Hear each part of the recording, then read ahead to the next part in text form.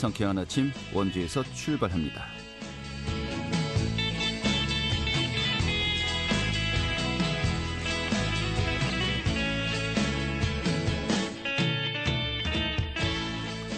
안녕하십니까. 2월의 마지막 날에 인사드리겠습니다. 상쾌한 아침 원주에서 출발합니다. 진행의 한태호입니다. 오늘도 예년보다 오늘 한낮이가 이어지겠습니다. 현재 원주 지역의 기온이 영상 1도인데요. 한낮에도 10도까지 오르면서 포근하겠습니다. 하지만 또 그런 만큼 아침 저녁으로 일교차가 크게 벌어지겠습니다. 이 3일절인 내일도 또 역시 포근한 봄날씨가 이어지겠습니다. 하지만 전국의 하늘빛이 흐린 가운데 오전까지 곳곳에 비나 눈이 내릴 것으로 전망되고 있으니까요. 참고하셔야겠습니다. 오늘 준비한 소식 살펴보도록 하죠. 이 혁신도시 등 원주 동부권역, 방곡환설동 또 개운동 등을 이 중앙고속도로와 연결되는 이 관설 나들목 신설이 최종 확정되었습니다. 혁신도시 일대를 중앙고속도로 연결이 이제 기대가 되는 것인데요. 오늘 그 내용 좀 들어보도록 하겠습니다. 또 코로나 확산으로 헌혈이 줄면서 혈액의 수급 상태에 어려움을 계속해서 겪고 있죠. 실제로 헌혈 수급 상황이 어떤지 좀 여러 가지 좀 알아볼 점들 살펴보도록 하겠습니다. 또 횡성군 청일면 갑천리에 선도 산림경영단지가 조성되는데요. 향후 10년간 산림경영 사업이 시행된다고 합니다. 그 조성 내용도 들어보도록 하죠. 2월 28일 월요일 상쾌한 아침 원주에서 출발하겠습니다.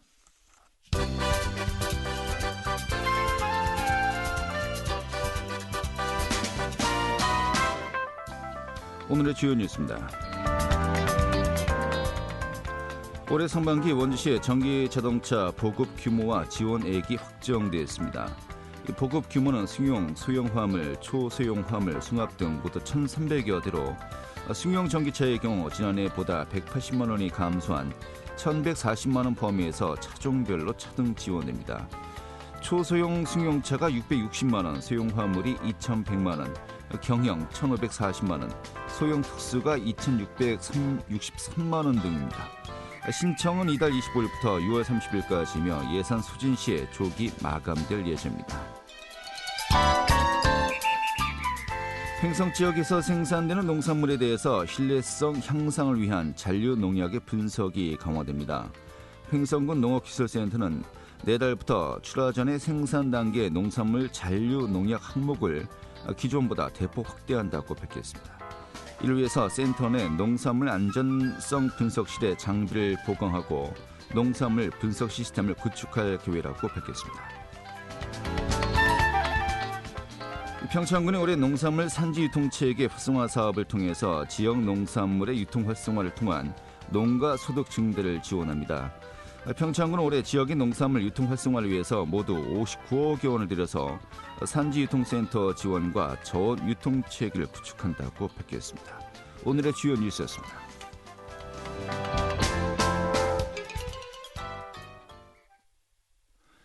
네, 중앙고속도로 관설 나들목 신설이 확정되었습니다.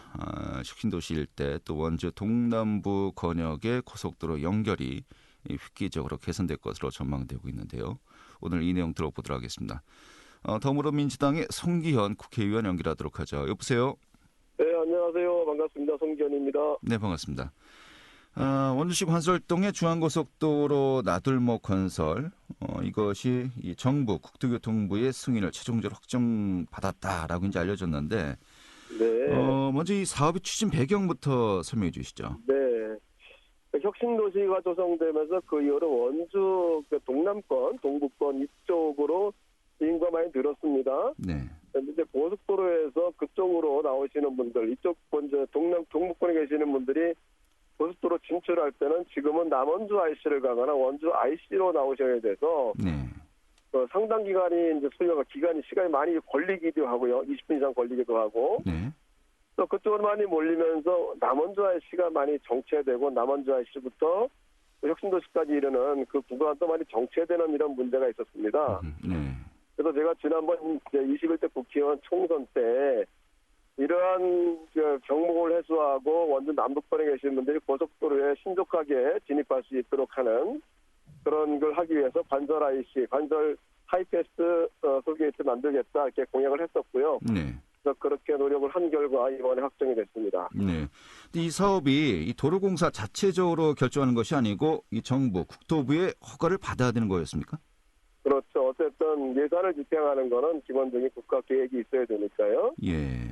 도로교통공단 예산, 도로교통공사 예산을 쓴다고 하더라도 국가적인 계획에 따라서 해야 되기 때문에 국토교통부의 승인을 받아야 되는 그 절차가 있습니다. 알겠습니다. 그래서 이번에 그 국토부의 최종 허가를 받았다는 것은 뭐 최종적으로 네. 확정되었다 이렇게 이해도 되겠습니까? 맞습니다. 시험도 확정이 됐습니다. 예. 자, 그러면은 좀 여러 가지 현황부터 살펴봐야 되겠는데 이 원주 지역이 동남부 지역 아니겠습니까? 아까 말씀하셨습니다만 이 해당 맞습니다. 지역이 혁신도시 당구동도 네. 포함이 될 수 있겠죠? 반구동, 방국관설동, 행구동 이쪽이라고 생각하시면 좋을 것 같습니다. 네, 판부면도 그렇고 네, 여기에 인구수가 어느 정도 되죠? 현재는 이제 구석가 쭉 늘어나면서 예. 특히 이제 방국관설동, 당구동 쪽 인구가 계속적으로 늘어나면서 지금 인구의 약 한 25% 정도가 원전 인구에 그 정도 계시는 분이 계시지 않나 생각하고 있습니다. 네, 한 15만 명 정도가 해당 권역에 거주한다 이렇게 봐도 될 것 같기도 하고요. 맞습니다. 예. 그렇습니다. 네. 자, 그러면은 이분들이 지금까지 아까 말씀하셨습니다마는 남원주 나들목 또 원주 나들목까지 가야만 이 고속도로 진입이 가능했던 거 아니었습니까? 맞습니다. 네. 좀 불편이 많이 컸죠. 맞습니다. 바쁠 때는 많이 미룰 때는 20, 30분 이상 시간이 걸리기도 했거든요. 네. 그때 남원주 나들목은 굉장히 또 밀리기도 했었고요. 그래서 그 덕분에 또 남원주 나들목 이용하시는 다른 지역에 계시는 분들도 상당한 불편함이 있었죠. 알겠습니다. 이게 또 이제 그 시내 또 교통 네. 정체에도 상당히 또 영향을 주지 않았나 싶습니다만은. 맞습니다. 예. 자, 그러면 이제 관설동에 이 나들목이 만들어진다라고 한다면은 이동 네네. 시간도 많이 단축될 것은 뭐 당연하고요. 여러 가지 좀 기대되는 맞습니다. 사항들도 많이 있겠네요. 네, 지금 현재로 이제 통상 일반적인 경우에 남원주 IC, 남원주 나들목에서 혁신도시까지 가는데 한 18분 정도 평균 걸린다고 그래요. 네. 18km면 이제 그 방구가 관설 IC가 생긴다고 하면 고속도로에서 나와서 방구관설까지 가는데 10분 이내로 갈 수 있겠죠. 네. 이게 그 정확한 입지는 정해진 겁니까? 네, 용역에 따라서 대략 그 위치는 결정이 됐는데 예. 구체적인 장소는 설계 용역을 통해서 특정해야 되기 때문에 네. 지금 어느 지점에다 딱 집어서 얘기하기 어려운 형태에 있습니다. 근데 지도상으로 보면은 지금 이제 홈플러스 거기하고 이제 그 영서고등학교 있지 않습니까? 네네네. 그 사이쯤 되지 않겠냐라 보고 있는데 거기에서 뭐 왔다 갔다 하겠죠? 그 건너편 쪽이겠죠. 아무래도. 예, 그렇죠. 예, 그쪽은 아니에요. 그쪽은 아니고 그쪽이 이제 아무래도 시내 쪽이니까 그쪽이 아니라 저쪽에 중앙국도로 쪽으로 되어 있겠죠. 그 부분에. 그렇겠죠. 예. 네네네. 이게 그런데 사람이 이제 직접 그 요금을 징수하는 것은 아니고 이제 하이패스 나들목만 이제 설치하는 것으로 이제 이건 확정된 겁니까? 어디 하이패스라는 거 확정됐습니다. 하이패스로 하고요. 네네. 그리고 여기 좀 많은 분들이 궁금해하셨는데 네네. 원래는 이것이 이제 서울 춘천 방향이 있고요. 또 네, 대구 제천 맞습니다. 방향이 있지 않습니까? 중앙고속도로가. 네네네. 근데 한 방향 서울 춘천 방향만 또 이제 만들어지는 겁니까? 네, 현재로서 계획은 한쪽으로 되어 있고요. 예. 그래서 이것이 차후에 또 저희 과제가 또 다른 쪽도 마찬가지로 개설해야 되는 것이 과제로 남아 있습니다. 예. 근데 왜 이런 결정을 했을까요? 그 교통량 차이가 많이 나나 봐요. 근데 상행선 쪽에 이제 많이 수요가 있다고 보여 있고요. 지금은 예. 다만 이게 예산의 문제라고 생각하시면 됩니다. 예. 지금 한쪽 방향으로 하면 150억 가량 수요가 된다고 예상이 되는데 네. 양방향으로 하면 300억 정도가 더 들어가게 돼서 예. 그런 경우에는 전국적으로 이제 수요 조사를 해서 국토부에서 승인을 받는데 굉장히 저희들이 뒷손으로 갈 수밖에 없는 사정이 있습니다. 네. 그러니까 저희로서는 한쪽 방향을 먼저 확보를 하고 그 이후에 추가 과제로 하는 것이 더 효율적이라는 판단에 들어서 우선은 빨리 한쪽이라도 확정해서 시작하는 것으로 저희도 추진을 했습니다. 알겠습니다. 마치 예전에 그 수도권 전철 그 연장할 때 이 복선을 전제로 한 단선 좀 그 부분이 또 다시 한번 또 오버랩 되는군요. 네, 전국적으로 많이 신청하는 데가 많이 있기 때문에 예, 그렇게 됐다는 점을 양해를 좀 부탁드리겠습니다. 알겠습니다. 이 교통량 조사를 보니까 서울 춘천 방향이 8이라고 한다면은 예, 대구 제천 방향이 2 정도 된다. 라는 교통량 맞습니다. 조사도 있습니다만은 네, 맞습니다. 네. 이 방향으로 좀 자주 가시는 분들이 있다면 좀 약간 좀 아쉬울 것 같습니다. 예. 예, 맞습니다. 예. 네, 다 수요가 다 있기 때문에 저희들은 뭐 가능한 양방향으로 하는 것이 맞다는 생각을 하고요. 다만 양방을 한꺼번에 추진하는 데는 이제 저희들이 사업을 추진하는 상에 약간 전략상의 좀 이점이 있기 때문에 예. 그쪽에서 한쪽을 먼저 추진하게 됐다고 생각하시면 좋을 것 같습니다. 알겠습니다. 자, 그런데 이제 한 방향은 150억, 양방향으로 하면 이제 300억 정도가 소요된다고 했는데 이게 만만치 않은 168억이죠, 현재. 그럼 한 170억 보면 되겠고요. 네, 맞습니다. 네. 근데 원래 공사비라는 게 한 번 더 늘어날 네. 거거든요. 한 200억 봐야 되겠군요. 예. 뭐 들어가겠죠. 그렇죠. 네, 그렇습니다. 네. 그럼 예산 충당은 뭐 어떻게 좀 확보가 되는 겁니까? 뭐 지자체하고 네, 이제 분담하는 건가요? 원래 그 지자체 수요로만 하면 지자체가 자체적으로 전액을 부담하게 되어 있습니다. 그래서 이게 국비를 저희들이 받아서 할 필요가 있기 때문에 이거 국비 신청을 해서 이렇게 됐는데요. 네. 이게 50대 50으로 사업비를 부담하도록 되어 있습니다. 네. 그러니까 차후에 이제 추가로 한쪽 방향 마저 할 때도 처음부터 우리 시비라면 나머지 당연히 우리 시에 예산을 해야 되기 때문에 네.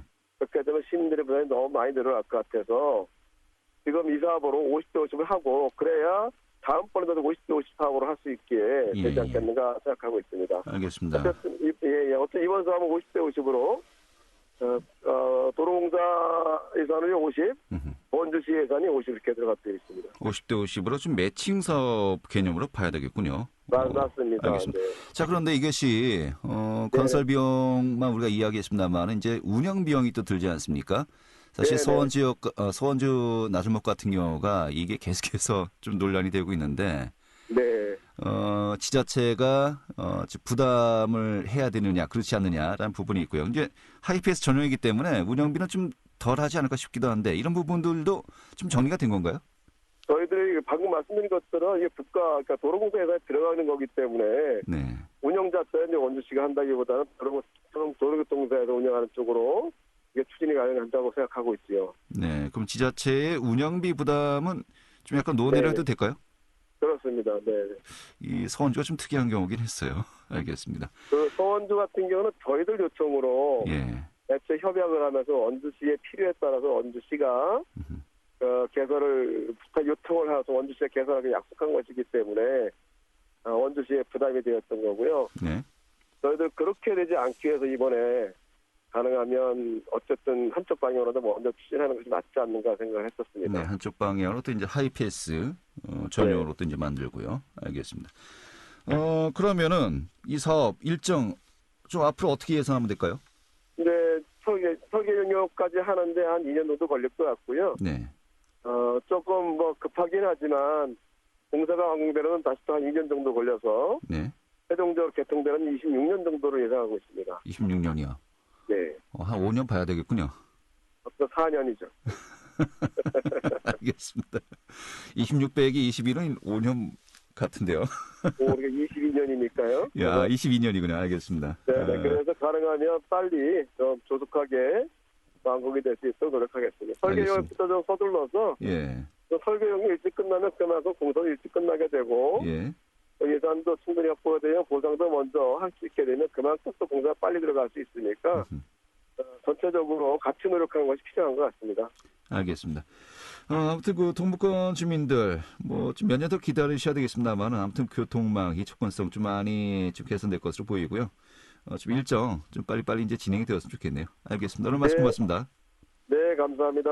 네, 더불어민주당의 송기현 의원이었습니다.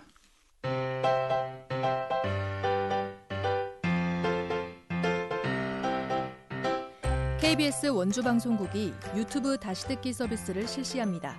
매일 아침 강원 영서남부권의 뉴스와 정보를 전해드리는 상쾌한 아침 원주에서 출발합니다는 KBS 원주라디오 유튜브 채널을 통해 다시 들을 수 있습니다.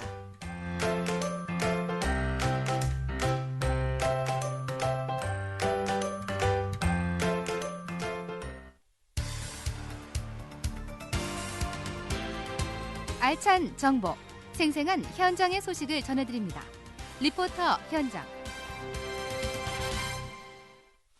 네, 코로나가 확산되면서 정상적으로 유지되던 것들이 그렇지 않은 경우 참 많이 있습니다만 이 헌혈도 그런 것 같습니다. 이 헌혈 부족 사태가 길어지면서 이 혈액 수급이 비상이 걸리는 상황이 계속되고 있는데요. 오늘 그 내용 좀 짚어보도록 하겠습니다. 추인의 리포터 자리했습니다. 어서 오시죠. 네, 안녕하세요. 네. 자, 코로나가 확산되면서 헌혈자가 급감했고 또 혈액 수급에 비상이 걸렸다. 지금 계속되고 있는 이야기입니다만 원주 상황도 마찬가지죠. 네, 코로나 사태가 장기화되면서 전국적으로 헌혈 부족 사태가 이어지고 있습니다. 오미크론 변이 확산으로 단체 헌혈도 모두 취소된 상황인데요. 학교나 군부대에 헌혈버스가 들어가서 확보할 수 있는 혈액량이 있었는데 그렇지 못하면서 문제가 가중되고 있습니다. 해결책이 쉽게 보이지 않는 상황인데요. 대한적십자사 혈액관리본부에 따르면 실제로 5일분의 혈액을 보유하는 게 적정량입니다. 그런데 현재는 2.5일분밖에 보유하지 못하고 있는 상황이 이어지고 있는데요. 2019년 279만여 건이었던 헌혈 건수는 지난해 260만여 건으로 감소했습니다. 원주의 상황도 다르지 않은데요. 지난해보다도 헌혈 건수가 절반 이하로 떨어졌습니다. 코로나 시작 시점인 2020년 원주 터미널 헌혈의 집의 헌혈 건수는 하루 56.6명이었는데요. 현재는 약 30건입니다. 원주 터미널 헌혈의 집 간호팀 금자연 과장 이야기 들어보겠습니다. 네, 실제 헌혈 건수는 2021년도보다 절반 이하로 떨어졌습니다. 원주 터미널 헌혈의 집의 운영 일수는 1년 350일 이상입니다. 코로나 시작되기 이전과 비교할 수도 없을 정도로 급감한 일평균 헌혈 건수가 약 30명입니다. 이는 헌혈량이 약 50% 급감한 상황임을 의미합니다. 코로나19 팬데믹 이전보다 헌혈량이 많이 줄었고 지난해보다 올해의 헌혈 참여 건수는 더 줄어들고 있습니다. 맞습니다. 저희도 방역에 초점을 맞추고 있습니다. 그리고 환기도 지금 수시로 시키고 있고요. 그러니 안심하시고 헌혈에 동참해 주시면 감사하겠습니다. 네, 아무래도 헌혈이 계속해서 줄고 있는 것, 이 헌혈을 하면서 이 바이러스에 코로나 바이러스에 노출되는 것이 좀 더 그 가능성이 높아지지 않을까 하는 또 불안감이 있기 때문 아니겠습니까? 실제로 좀 어느 정도 연관성이 있다라고 하던가요? 네, 실제로 헌혈 건수가 줄어든 건 헌혈에 대한 근거 없는 소문이 떠돌기 때문인데요. 보건복지부와 대한적십자사의 보고에 따르면 헌혈로 인해 코로나에 감염된 사례는 없습니다.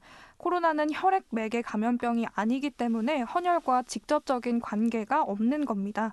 또 백신을 맞고 나서 헌혈을 해도 될지 걱정하는 분들도 계신데요. 백신 맞은 혈액으로 환자에게 수혈해 부작용을 일으킨 사례도 보고된 바가 없습니다. 백신을 맞고 부작용이 없다면 7일 후부터 헌혈이 가능하고요. 부작용이 있었다면 부작용 치료 종료 후 7일이 경과하고부터 헌혈이 가능합니다. 헌혈의 집도 특히 방역에 신경 쓰고 있습니다. 헌혈할 당사자만 헌혈의 집에 들어올 수 있고요. 들어오자마자 체온 체크와 손 소독을 진행합니다. 또 체열하기 전에도 한 번 더 체온 체크를 진행해서 안전하게 환자에게 혈액을 전달하고 또 헌혈자를 보호하기 위해서 신경 쓰고 있습니다. 원주 터미널 헌혈의 집 간호팀 금자연 과장 이야기 이어 듣겠습니다. 외출을 자제하며 개인의 헌혈도 감소하였고 여럿이 모이기도 어려워 단체 헌혈도 감소하였습니다. 하지만 총각을 다투는 사고와 수술 환자는 항상 어느 때든 존재합니다. 국민 여러분들께서 힘을 합하여 생명 나눔을 실천해 주신다면 이 어려운 위기 또한 극복할 수 있으리라 봅니다. 힘든 팬데믹 코로나 시국이지만 많은 분들이 건강한 몸과 따뜻한 사랑의 마음을 가지시고 헌혈에 동참해 주셨으면 감사하겠습니다. 늘 헌혈에 참여해 주시고 계시는 모든 헌혈자분들과 청취자 여러분들께 다시 한번 감사드리며 앞으로도 헌혈에 많은 관심과 참여 부탁드립니다. 네, 자, 이런 가운데 헌혈하시는 분들에게 좀 이벤트도 진행 중이라고요? 네, 5일분의 혈액을 보유하고 있어야 하는 적정 수준을 지키지 못한 지가 오래된 상황입니다. 이런 상황이 무기한 연장되면서 보건복지부는 최소한 2.5일분이라도 유지할 수 있도록 힘쓰고 있는데요. 지난 10일부터 비상대책 상황반과 혈액원별 비상대책반을 가동해 정부와 지방자치단체가 함께 혈액 수급 대비 계획을 점검 중입니다. 위험하지 않은 수술은 모두 미루라고 발표한 상황이고요. 최소한 2.5일분의 혈액을 유지하기 위해서 혈액 후 증정하는 기념품을 1+1으로 기념품을 2개 증정하는 이벤트를 무기한 연장 진행 중입니다.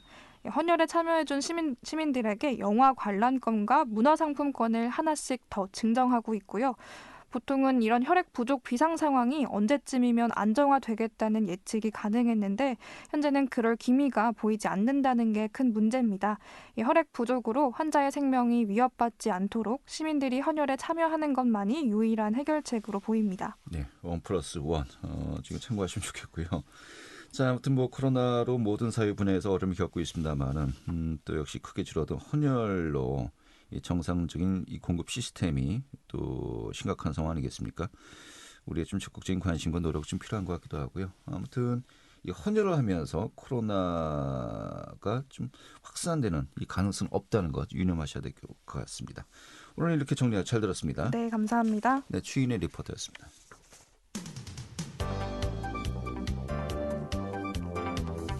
생생한 현장, 유익한 생활 정보를 전해드리겠습니다. KBS 원주라디오 상쾌한 아침 원주에서 출발합니다를 함께하고 있습니다. 네, 지금 시각이 8시 51분이고요. KBS 원주방송국의 상쾌한 아침 원주에서 출발합니다. 함께하고 계십니다.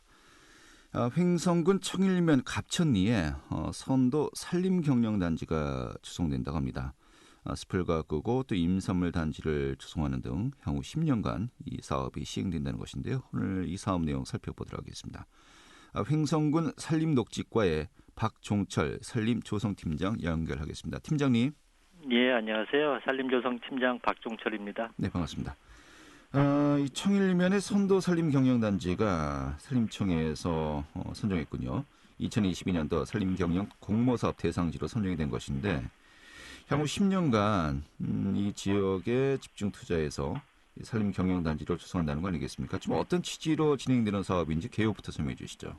네, 산림청에서는 소유 규모의 영세성과 임업의 장기성 극복을 위하여 경영 면적을 규모화 집단화하고 투자 집중을 통해 사유림 경영 활성화를 도모함과 동시에 산림 경영 여건이 우수한 지역을 선도 산림 경영 단지로 선정하여 단지별 비즈니스 모델을 발굴하고 경영체 육성을 통해 일자리를 창출하는 등 산림순환 경제를 구축하는 데 본 사업의 목적이 있습니다. 2013년도에는 9기림을, 2014년도부터는 4일임을 대상으로 매년 3에서 5개소씩을 선정하여 10년간 75억 원을 투자해서 벌채 조림 숲가꾸기 임도 설치, 특화 임산물 재배단지 조성 등 통합 산림 사업을 진행하고 있습니다. 현재까지 9기림 5개소, 4일임 24개소 등 총 29개 단지가 선정되었고 강원도에서는 홍천, 삼척, 인제, 춘천, 행성 등 5개 단지가 선정되어 현재 사업을 진행하고 있습니다. 네. 지난 이달 중순이군요. 횡성군 산림조합과 횡성군이 업무 협약도 체결했습니다만은 이 추진 과정에 참여할 수 있는 운영협의회든지 구성된다고 들었습니다. 어떤 분들이 함께하는 겁니까? 예, 본 사업은 경영 주체가 횡성군 산림조합으로서 성공적인 사업 추진을 위하여 업무 협약을 체결하였고 올해 사업분에 대하여 지난 24일자로 사업계약을 체결한 바 있습니다. 운영협의회는 현재 진행 중으로 산주, 지역주민, 경영주체, 지자체 전문가 등 다양한 계층으로 10명 정도로 3월 중에 구성을 완료하고 연 3회 이상 협의회를 개최할 계획입니다. 네, 좀 전체적인 상황도 들어봐야 될 것 같은데 횡성군은 전체 면적의 77%, 80% 가까이가 임야 아니겠습니까? 그런 만큼 임업소득도 상당할 것 같은데 어느 정도입니까 구체적으로요? 예, 그렇습니다. 횡성군도 임야가 7만 2천 헥타르로 산림 면적의 약 73%로 매우 높은 전형적인 산림군입니다.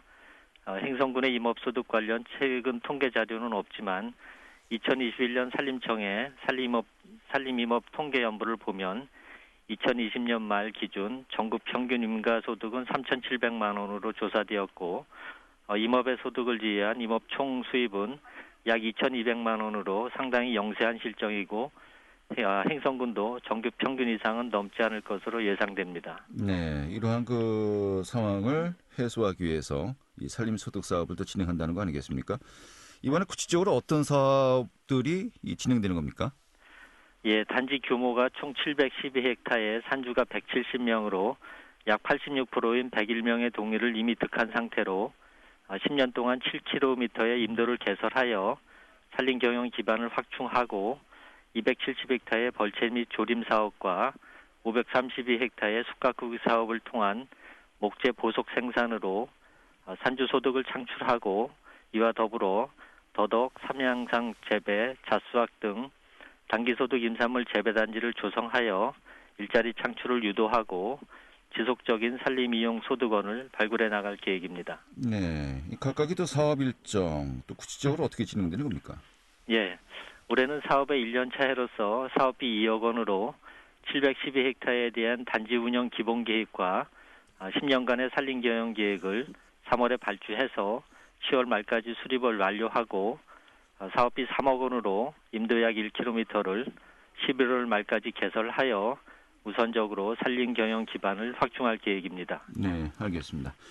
또 이제 여러 가지 요건을 잘 활용한다면 정말 임업 산업이 활성화될 수 있지 않을까 싶기도 한데 또 여러 가지 공모 사업에도 여러 차례 선정된 바 있고요. 지금 예산은 어느 정도 확보가 되었습니까? 예, 그렇습니다. 행성군 산림부서는 2020년도에 산림에너지 자립마을 44억 원과 2021년도에 목재문화체험장 52억 원, 선도산림 경영단지 75억 원 등 대규모 공모사업에 연이어 선정되어 총 사업비 171억 원 중 국비 112억 원을 확보하는 좋은 성과를 거둔 바 있습니다. 네, 알겠습니다. 자, 이 횡성군의 산림소득 사업 좀 어떤 효과를 기대할 수 있을지 또 향후 계획과 더불어서 좀 마지막으로 정리해 주시면서 오늘 또 마무리 짓도록 하죠. 예, 사업 기간이 10년간이고 총 사업비가 75억 원으로 매년 투자되는 사업비는 7억 8천만 원으로 매우 부족한 실정입니다. 따라서 행성군에서는 본 사업비만으로는 부족하다고 판단되어 일반 보조 사업과 지속적으로 연계하여 75억 원을 포함한 약 100에서 150억 원 정도를 본 단지에 집중적으로 투자할 계획입니다. 그래서 당초 목표로 한 보속적인 소득 기반 구축으로 산주들에게 안정된 소득을 보장하고 또한 지속적인 일자리를 창출하여 지속가능한 자립형 산림 경영 본보기 숲, 모델 숲을 완성하고자 합니다.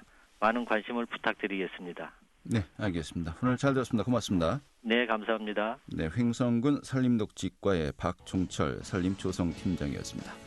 자, 2월의 마지막 날에 함께했던 KBS 원주방송국의 상쾌한 아침 원제에서 출발합니다. 오늘 소식은 여기까지입니다. 지금까지 구성의 문수연, 기술의 한대희였고요. 저는 한태호였습니다. 내일 아침 3.1절에 다시 뵙도록 하죠. 고맙습니다.